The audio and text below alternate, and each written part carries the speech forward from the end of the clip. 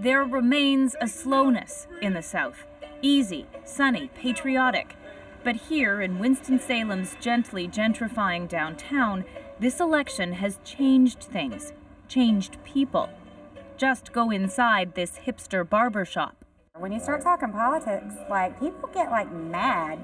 We've lost clients before over disagreements in politics. I'm like, we don't have to agree on this. Like, I cut your hair. That's it.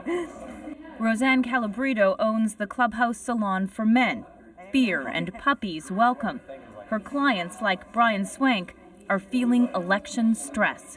It's exposed a lot of, a lot of the underside of things that weren't polite to talk about. Now people are actually talking about, a lot of the racism and has come back sexism, yeah. and now it's like okay to say these things. Yeah, I mean, when would you ever think it would be okay to say grabbing pussy on TV? Like, that's not okay, right?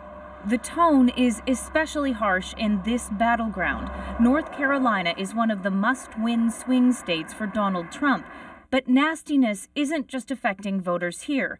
Across the country, Americans say they're anxious. Don't tell me you're offended when I say pussy, but you're not offended when Donald Trump says it. I'm not running for president, he is. Yes. It's not just the new vulgarities of cable news shouting. A terror attack in Benghazi, 4 Americans dead.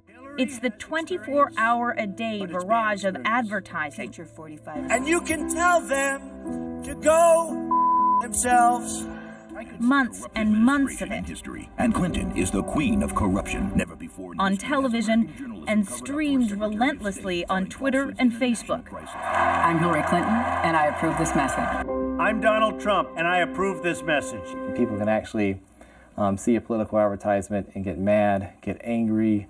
They feel their heart rate changing. They start sweating, and it's really changing them physically. So what they're seeing and what they're thinking mentally is changing them physically. Ken Dunham is a psychiatrist with an interest in politics and political behavior. He says this election is different than any other. We have found about 1 in 4 people are reporting in polls that they are really stressed out. You can see it in the lineups for early voting. More than civic duty, people feel their identity, their safety is on the line. In a way, I'm sort of scared because I feel that if Donald Trump gets in, we're going to be immediately at war. I think our country will cease to exist as it has been, as a free republic. It's not a good election. I mean, you've got too much controversy and too many knives being thrown. I just wish it were over.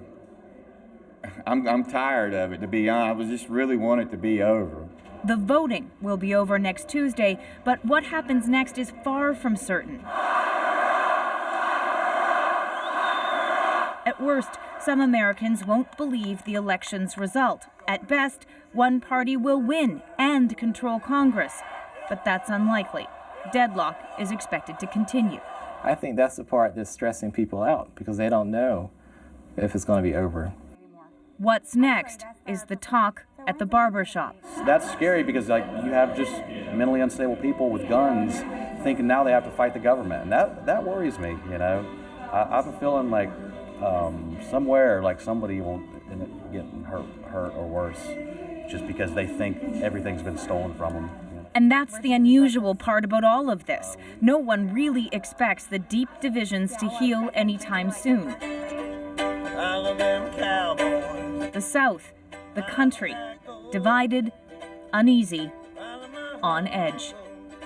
Lindsay Duncombe, CBC News, Winston-Salem, North Carolina.